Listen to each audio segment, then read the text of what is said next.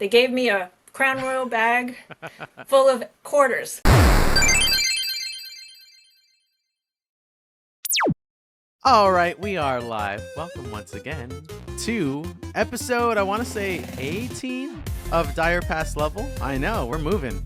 We're moving Holy fast. crap. Our boy Bran, unfortunately, has some previous engagements, so it's going to be me and our guest slash effective today, immediately for the day, co-host. Say hi, Watch out, Bran everybody. Bran. Yeah, watch out, Bran.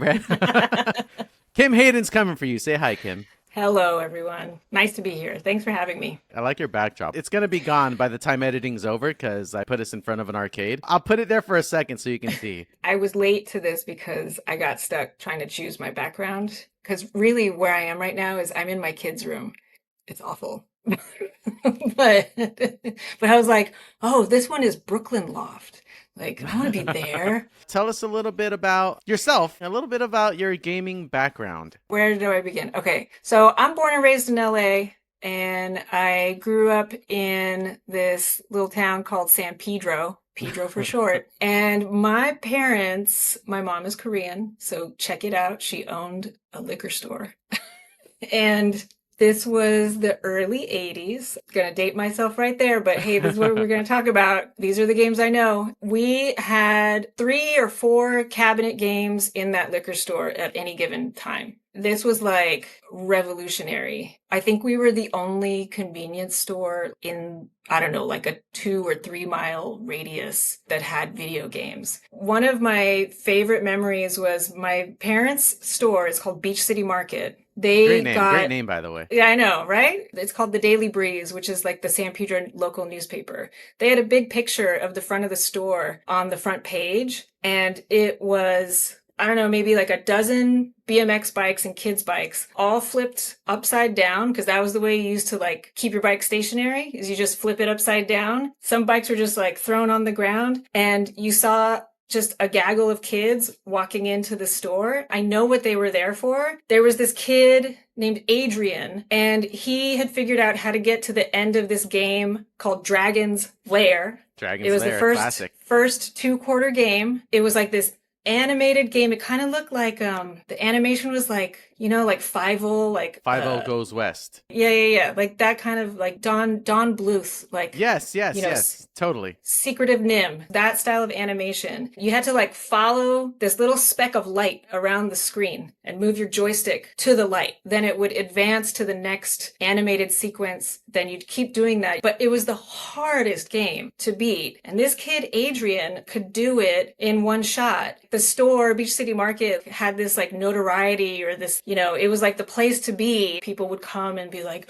Adrian's gonna play, he's gonna play, he's gonna do it right now. He's got 2 quarters up on the machine. Like you put your quarters up, right? To like keep your place in line. So I knew that you had parents who ran a store that had arcade cabinets in it, but I didn't know it was such a novelty and such a thing, or at least in your area. You know, you can only go so far as like your bike can take you. If you know San Pedro, like it's a peninsula, it's super tiny. There's like one way into town and one way out of town. We're like way down at the end. Basically, it's like just the cliffs and then the ocean. We're the only store around. You know, this is the 80s. There's like nothing else for kids to do. And so it just ended up being like this spot. And it was like that for like my whole childhood. Were you just a kid that spectated and kind of watched the kids flock in, or did you embed yourself in this community of kids who came and played? Okay, so my brother, who's 9 years older than me,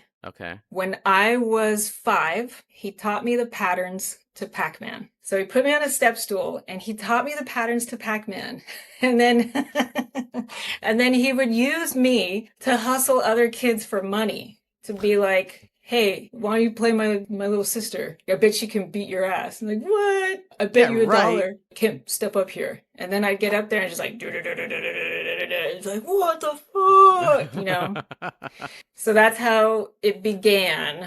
And I don't know where he was learning these patterns. It's like he didn't have access to the internet. This was 1982, something like that. I don't know if this was like word of mouth. He was figuring out this stuff and then teaching me. And that was the place I went to after school. the nostalgia of the 80s. It's like I was 5 years old and I was walking myself from kindergarten to the store, which was about 2 or 3 blocks. I was allowed to do that. So I would go to the store after school, and that was like my second babysitter. My parents, knowing that they could just watch me over there with the games, they gave me, you know, those Crown Royal bags, purple velvet bags? Yeah. Okay, we're a liquor store, right? So like they gave me a Crown Royal bag full of quarters. And what we would do is we would X mark the quarters with a Sharpie. When the guy came to empty out the machines, we would gather all my X marked quarters back into my Crown Royal bag. And that Dude, was that's my, so sick. Unlimited play forever.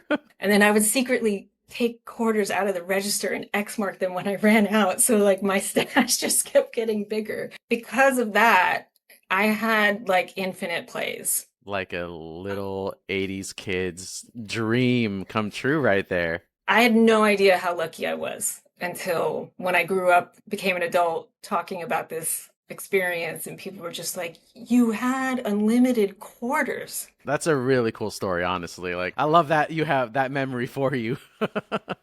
I remember that feeling of like going up with my little Crown Royal bag, putting my X mark quarter on the screen to like hold your place. Like there's that little edge. Whoever was playing would see my little hand like put my X mark quarter up, and they'd be like, "Oh, what's up, Kim?" They didn't even know me, but they were like, "Oh, it's the owner's daughter." This is five still? This is a 5-year-old kid, or Five, what are we six, talking? Okay. 5, 6, 7, 8. Those were the days when I was really hitting the machines hard. I got really good at Miss Pac-Man, and I got really good at Galaga. I want to talk about that because the way I even learned about this background of yours is Kim and I were parents at our kids' preschool, and there was a general meeting with the parents, and we all had to share one thing that others didn't know about us, and we had to guess who around the room that fun fact was for. And the fact was that like I was a top ranked or something, like high score Galaga player at some point, and like the room was just like, who is Who the it? hell would Like, that be?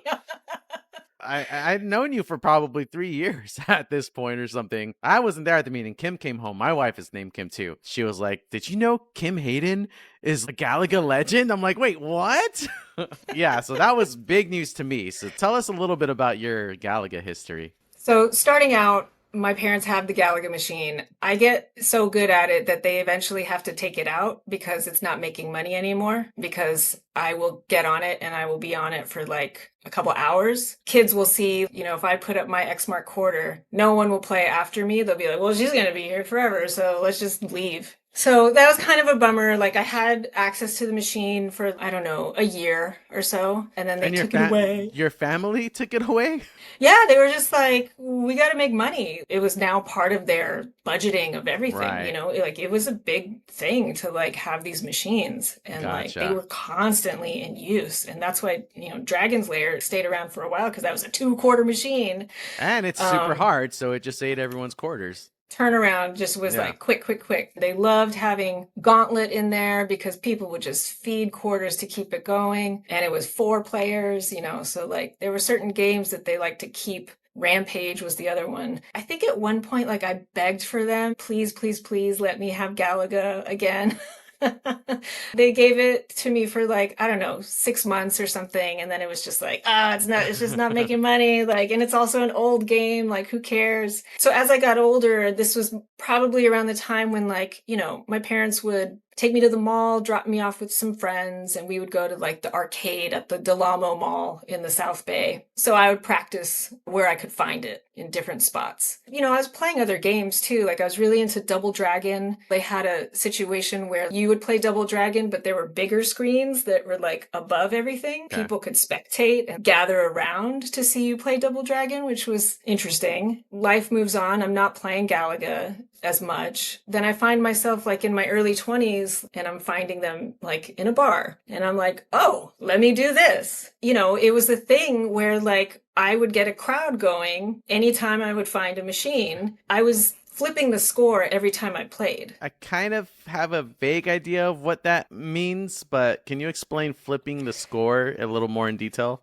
It just means that, like, you know, the score that you see at the top, you've gotten past as far as it can notate your score. It's different for every game, but for Galaga, it's 999,999 points. When you start scoring past that, it goes back to zero. It flips. And Yeah. so if you die at that point, you don't get the high score. It won't register. Oh, So interesting. for the sake of the game, unless you're like doing something where you're documenting it for like a record, you do the math. Totals Yeah. or whatever, as many times as you flip. Yeah. I was so good that like I wouldn't really even care about flipping the score. Like I just wanted the high score, so I would just kind of nudge it to get to like as close to 999,000 as possible and then just like try to die. Done. Got my name up. My name is 3 letters. Yeah. KIM. There I am. Number 1. Leave my mark everywhere around town. Around that same time there was this speakeasy that these guys were doing in Koreatown. It's called Miss T's Barcade. That might be the first And barcade I ever set foot in. now it's Blipsy. I think it's on Western. It used to be operated out of like their apartment or something, and like it was not legal at all. It was like really random word of mouth kind of thing. But they had a Galaga machine there. I started playing there. And, people would get to know me as like, oh, this is the girl who can like do this at Galaga. I got hooked up with some different people who were like, oh, we should go to this classic gaming convention in Las Vegas. Kind of like just go down the rabbit hole more with this. Okay. So we end up going to the classic gaming convention and I meet this guy there. His name's Walter Day and he's like the official scorekeeper of this thing called Twin Galaxies. Okay. And he's wearing a ref's shirt. Like he's, He's I'm about that like, life. he is about that life. He's got all these really strange characters out there. Like they're all like champions in some game or another. There was this guy, Billy Mitchell, and there's a documentary about this that Right, like, right. King of it's Kong, if called, those of you yeah. are curious, I definitely recommend watching it. It's a great documentary period. Forget video game documentary. It's just a great documentary period. And for the air quotes there for high score for Billy Mitchell. And I met Billy Mitchell. Man, that guy, he's got a head of hair. It's a mullet that is like perfectly blow dried. It's fantastic. It's a thing of beauty. He was sitting there at a table, Pac-Man, cocktail Right. table. I was Yeah. just on one of those, which I'll talk about later. But I played Galaga for like I think maybe the first time in my life last night. Well, Billy Mitchell is sitting there with he's getting interviewed by somebody and he's got a stopwatch in his hand. And I don't know why. I think it has something to do with going through the levels or something, but he's basically doing a perfect game of Pac-Man live. Okay. People are recording it and talking to him. And, I guess he's done it before, but he's doing it again. And I guess this was like something really, really special. And me and my friends were kind of there just a little bit like, wow, that's really cool. And a little bit like, what's happening? Who are these people? Like, what Yeah. is this world? Do we want in on this? I think we do. Yeah. I don't know. Like, let's find out. I ended up talking to Walter Day quite a bit, and he was a really sweet guy. He felt kind of very paternal, fatherly, sort of. He was really interested in, like, he was like, there's no girls doing this. Come on, get in on it. Submit a score. If you tell me that you're flipping the score, that means, like, you can place, maybe in the top 20 or something. There are hardly any girls doing this. So, like, let's make some history. Like, let's do it. I was like, okay, like, let me get my VHS recorder set up. It was a little bit like, I want to be a part of this, but also like, do I have the time? Do I have this built-in energy or dedication to really go here? Have this become, my way of life? It was really important for all these people who were there. Like they were really like living and breathing it. And they were so proud that they had gotten Guinness Book of World Records to like include them in their score tabulations and things like that. So it's kind of intimidating, but also kind of fascinating. Ultimately, I think that was as far as I took it. I ended up meeting Walter Day one more time, like at a different convention, and kind of kept in touch. Aside from that, he sort of gave me that validation of like, you can do this if you want Mm, to. You could go really far with this. yeah. Maybe that's all I need to hear. That was And like, enough. That was enough. And also, honestly, like being a girl surrounded by a bunch of older guys, I felt awkward. I felt like with the people that I hung out with, which were like, I don't know, a bunch of like Asian and Mexican kids from Los Angeles, around them, like it felt normal and natural and like, fun. Right. Hanging out with a bunch of guys who were maybe 10 to 15 years older than me, maybe Yeah, sometimes 20 to 30 years older than me, I was like, I don't know if this is going to be my scene, that's fair. I you think know? that's very Yeah. fair. So that's where it ended. Yeah, I think great place to end. I think you walked off into the sunset knowing that if you wanted to, perhaps you could have been, one of the Galaga greats, Kim.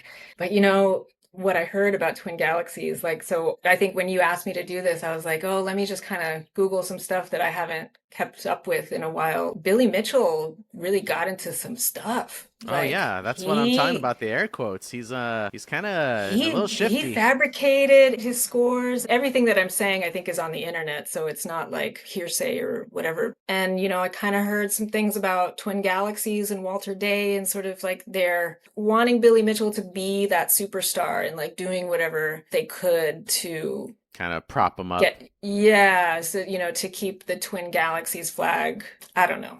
I was actually, like I was telling you earlier, I was like, this is perfect. We went to dinner with some friends yesterday, and after that, we decided to go to Golden Gopher, this little, downtown LA bar. Yeah. They got a pool table and they got a few of those cocktail style arcade cabinets. Galaga was there. Our friend Sadie just so happens to be in our group, super into Galaga. So everyone was like, oh, Sadie, play Galaga. I don't think I've ever played it. It never really called to me, but I was fascinated and I was watching it. She was like, here's the secret. You just got to get the double jets.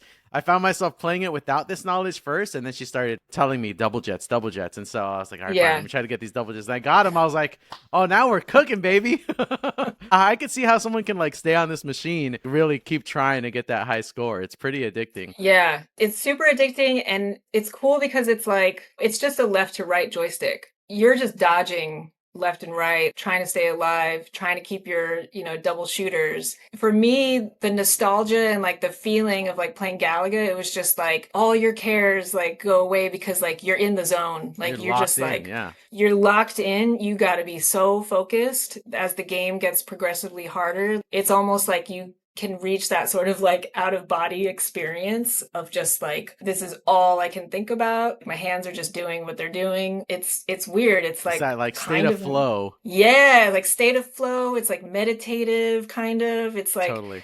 it's such a different experience from like I don't know, like when I play Mario Kart with my kids and like I mean, I guess that has its flow too, but it's like so many things to Right. try, like so many ways to do it. With Galaga, it's like there's only one way to do this, and you just have to do it right? Yeah, it's something about games like that. Yeah, there's a difference for sure. I don't know if you've ever heard of a game called Amplitude, or like Amplitude eventually became Guitar Hero, but those kinds of games where you're just like staring at this pattern of things on a screen coming down, and you're just like Yeah. locked in on the screen and like reacting to it on the fly. You just go to a different place playing those kinds of games. I hadn't thought about that, but I got super into playing in Little Tokyo in LA. There was like one of those guitar games. They had an arcade at the top floor. Oh man, I burned through so much money there. Getting to that flow state where it's just like they're going faster than you can like rationalize them in your brain. You're just like you have to like actually turn your brain off in order to do it. Those games are awesome. There's this one scenario where I think I felt it the most in my life, or maybe it was just the most convenient timing for it to have happened in my life. I walked into a GameStop. There was a Guitar Hero tournament about to start. I was just there to like pick up a game. I dabble, like, let me sign up. I made it to like the finals. And it was this song that I always suck at. I was like, this guy picked this song because he knows it's a weird timing kind of song and he probably memorized it and he's going to cook me. But in that moment, I was gone. I was like seeing myself from above playing Guitar Hero. Yes. And I could hear people behind me being like, oh, like, and I was just like, what's happening? Next thing I knew, I like walked away with, I don't know, I think a copy of Guitar Hero 2, the guitar, and like a gift card. And I was like, I can't believe I won this stupid tournament. That's epic. Yeah. That's awesome. Oh, I love those moments of flow. But yeah, I can feel myself falling into it just playing Galaga for those like 10 minutes I sat down. I was like, "Oh, I get it. This is yeah. super yeah, like it can be therapeutic, honestly." And something about the repetition, like the thing that I always loved about Galaga was so you get to these things called the challenging stages, and no one's shooting at you anymore. You just gotta get as many of them as you can. You've got to figure out where to line up your double shooter so that you can just like and get them all. You just want to get that perfect score because I think you get like a 10,000 bonus. Yeah, if you get all of them. And then the music changes and the music is very celebratory and instead of pensive, Quick little you know. dopamine hit. Yeah, it's like dun dun dun dun dun dun dun dun dun dun dun, pew, it's like, yeah, I I'm the did it. champion. What's the trick to getting the double jets? My strategy with that is I want to kill almost everyone except for this is where like I have mom brain, like I don't know what the things are called anymore. I'm sure someone is gonna like be like, dude, it's called this. I believe that like the thing that captures your ship is the Galaga. Okay. You don't want to kill all the little things that look like bees and butterflies. You want to leave a couple of them because if you don't leave a couple of them, the Galaga won't try to capture you. You've got to like give it a chance as soon as possible. First level, get your double shooter. Like, get it out of the way. It's just gonna be hard. You're gonna hate it. You're gonna suffer. Once you've got that, like, you're good. And now, just fucking kill. Sorry. You I'm you like, can cuss. I'm in my kids' room, so I'm just like, oh god, their spirits hear me.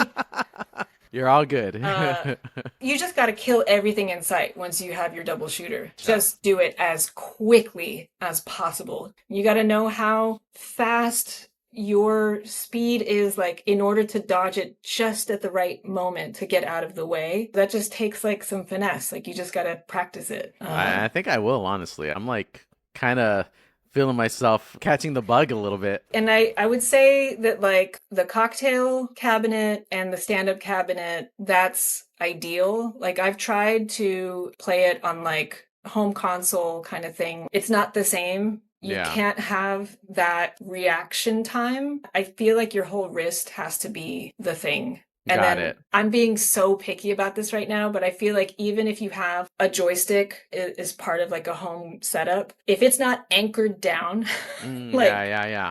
I feel you though. I properly. feel you. My wife Kim was playing Pac-Man yesterday on that same machine because you can cycle through different games. She was like, "It's not going where I want it to." I'm like, "Dude, it's Pac-Man. You gotta like drive it in." And she's just like, Yeah. I can't." Yeah, it's just like Yeah. one of those things. If it's not Yep. Like anchored, it's not gonna work. you gotta put your whole like shoulder into it. Like it has to like come from your core. Yeah, totally. Like it's like something about the way that they made those games. You gotta pay attention to like, this was like how the game was created. That was the original platform. That's how it works best. You mentioned Kim that the store that your parents ran. What other things were sold inside of the store? Alcohol. I don't know, like one can of beans. Like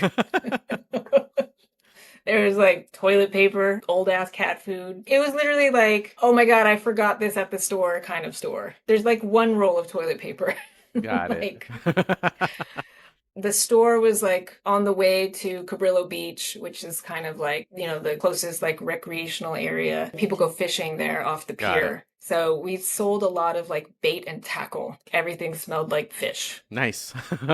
Yeah, Were there snacks? Oh, yeah, yeah, yeah. So many Okay. snacks. I guess I'm curious, like, yeah, what did it look like walking into your Galaga session? Were you getting a little can of soda, any chips? No food or beverages allowed in the gaming area. How foolish of me. My mom would just come out and just yell at kids. She's like, hey, put it outside. You put it outside now. That machine is expensive. It's not mine. I don't own it. And you said games cycled in and out. What games, like, do you recall coming in and out? Any standouts? I remember standouts were Golden Axe was a big hit. Gauntlet was huge with everyone. Everybody loved Gauntlet. And it was social too, because it was just like you and your friends can just like hang out and have like secondary focus and like talk about, other things while Totally. you're playing. Some other games that came through, there was this weird one called Shinobi. We had a Star Wars game.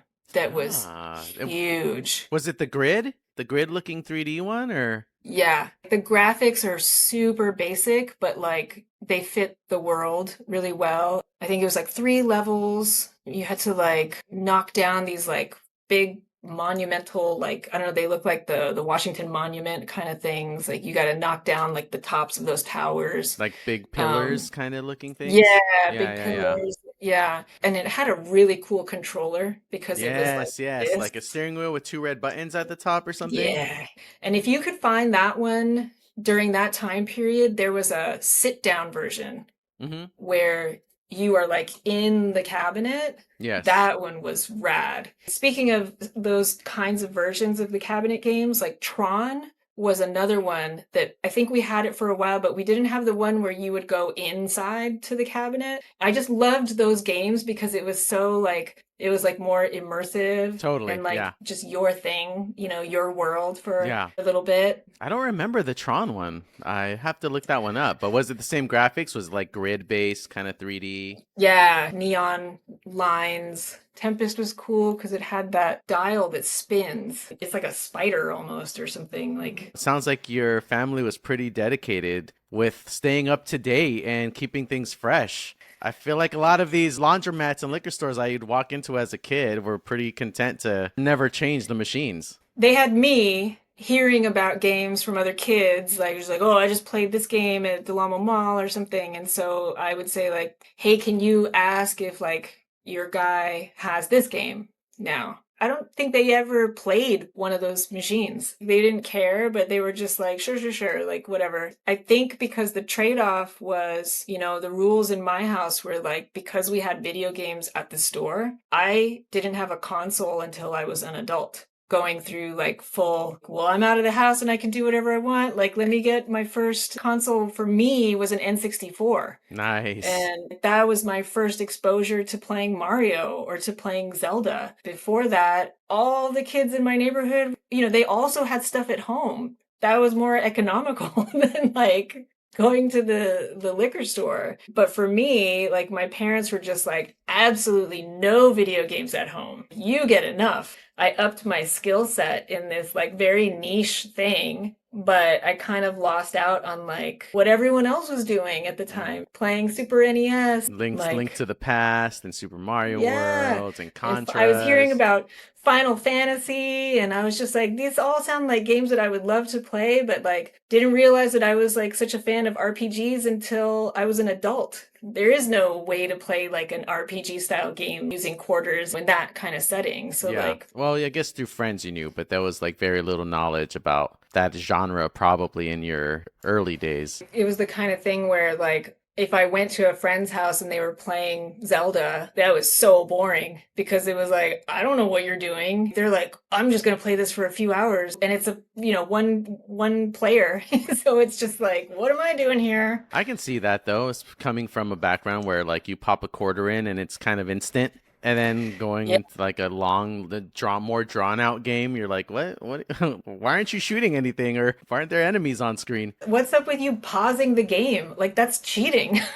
I was just like, this is so bizarre. You don't get to take a bathroom break. Hold it until you're done. Get the Like high that was score and then my use the restroom. yeah, I was just like, how is this possible? Like, this makes no sense. As an adult, like, those are my favorite games now. RPGs and just, big worlds, like, where you can just kind of walk around and get into trouble. Thinking of like Grand Theft Auto, Right. you know. I'm just like, I just want to cruise by the beach today and Take it easy. listen to the radio. Like, I think that was Vice City. The Vice Yeah. City radio is so nice. I've talked in an episode before where I sometimes play Grand Theft Auto and like just follow the traffic laws and cruise through LA. Don't get into any shifty, shady things. Just I just want to listen to some music, man. Don't talk to me. Like, Yeah. They designed Los Santos, I believe it's called, to be pretty one to one with Los Angeles. And so it's uh, kind of nice being like, oh, like this is where my favorite restaurant would be. Of course yeah, they can't put it one to one and like put a McDonald's or something in there, but I'm like, oh, like they put a fast food restaurant there. I'm like, oh yeah, that's the Burger King or whatever.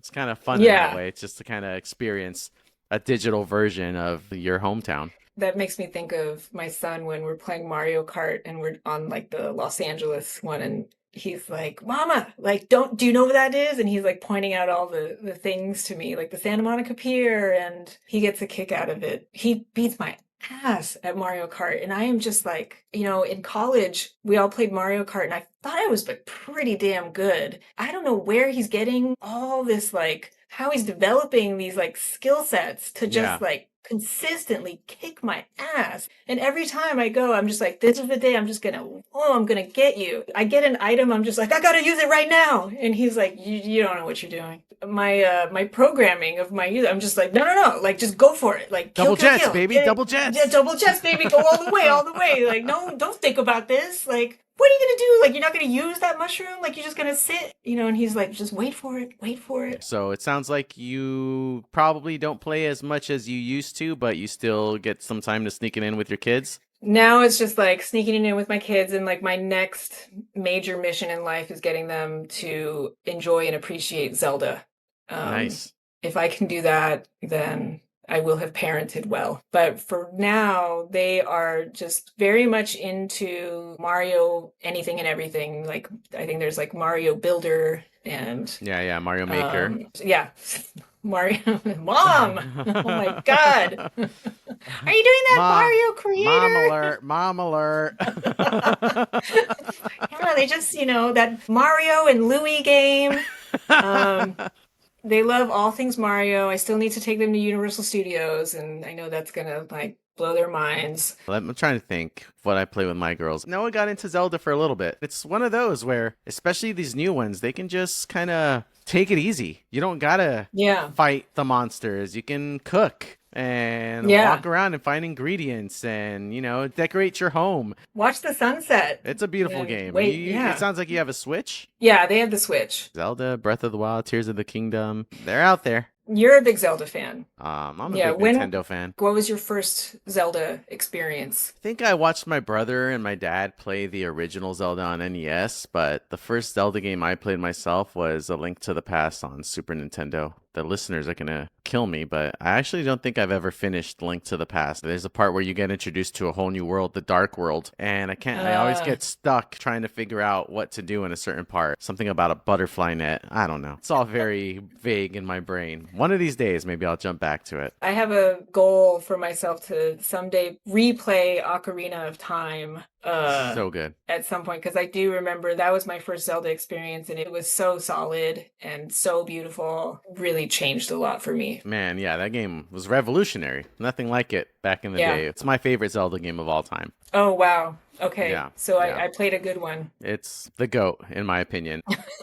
People will argue that the new ones are better. They are, but for its time and for my experience and for what it was to me, nothing tops Ocarina of Time in terms of a breakthrough Zelda game. It had enough of those challenging moments where something to do with like being on horseback, you had to like hit these targets in a very specific way. I think you could use your bow and arrow while riding the horse. Is that what you're talking about? Yeah, I stayed up till like 4 or 5 in the morning just trying to get it, and I couldn't get it. And I went to bed, woke up in the morning, turned the machine on, tried it one more time, got it on my first try, and it was like, yes! Yeah. Sometimes that little break in between is just what you need. Yeah, it was like my brain was trying to catch up to it. And yeah, that game had those moments of like, okay, I can get a good challenge in, but also story, the aesthetic, and like the world was just like beautiful just to be in. It just had everything. Yeah, the game was incredible. All right, Kim, I think We did it! We did it. Brand, you're fired! Bran, Just Bran. kidding. You hear that, Bran, Bran?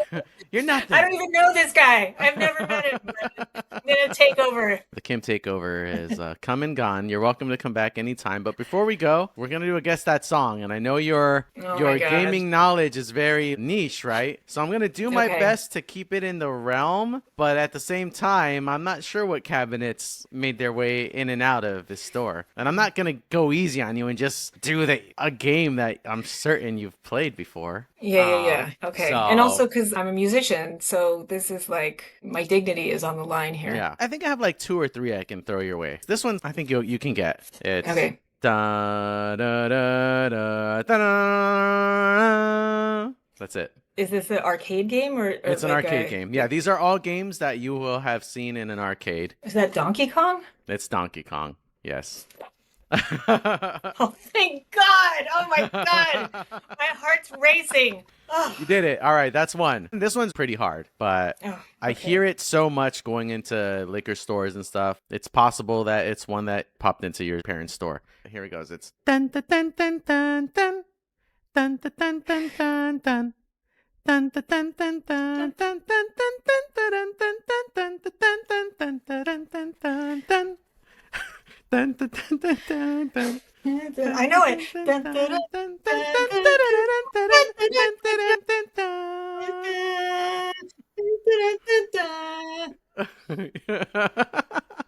So you've heard it. It's very likely you've played it.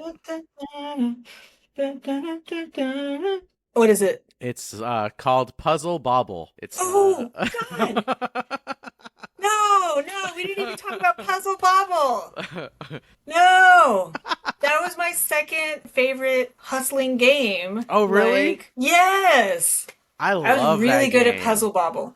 Oh my God. That game is so hard to find. I don't know if Kim's mentioned it to you, but I'm getting a little studio in the back of the house, and I'm gonna start recording from there. Obviously, want to make it my own, and I want to get an arcade cabinet, like just one. And I think Puzzle Yeah. Bobble would be like a really good pick. Dude, that game is so good and it's so satisfying. All the dopamine, it's like that game like really hands it to you. Setting up all the balls and then Oh, and then connecting the thing at the top that just drops them all at once. It's like, whoo, yes. it feels so good. Yes. It's so good. And then there was a version of it. Am I remembering this correctly? It was called like Puzzle Fighter or like, Puzzle Fighter is Capcom. It's like Tetris, and it's got the Street Fighter characters fighting. Is that what you're talking yeah, about? but it's kind of like Puzzle Bobble where it's like you're doing those same like chain reactions. Yes. And then based on your chain reactions, your character do a different kind of attack. Yes, Yeah. yes, yes. It's got the chibi versions of Street Fighter characters. However good you do in the puzzle game, you deal damage to your opponent and they get KO'd just like in Street Fighter. Very cool, Yeah. novel kind of concept for a puzzle game for sure. Dude, get Puzzle Bobble. Dream scenario, right, would be to get one of those ones where you can cycle through. I get Puzzle Bobble, Metal Slug, Street Fighter, whatever. I don't know if you've been to Revenge of. Yeah. They've got one of those there where I think they have on one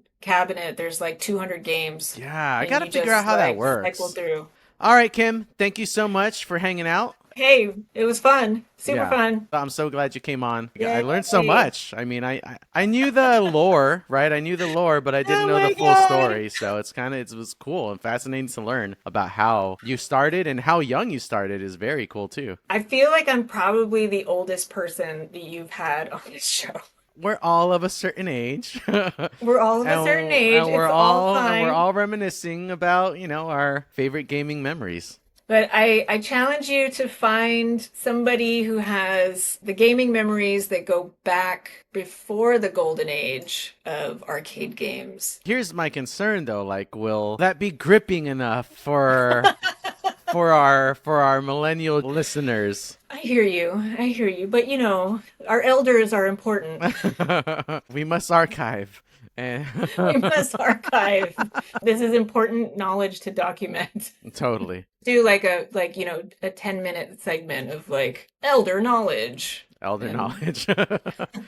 We got to find our resident elder to talk about Pong and all the Atari games. somebody with a Commodore 64 or Yeah, something. they're out there. If you're listening, please reach out to us. Hit us up on Instagram. Let us know you're interested. They're on Facebook. Oh yeah. Oh, damn it. They'll never get this message.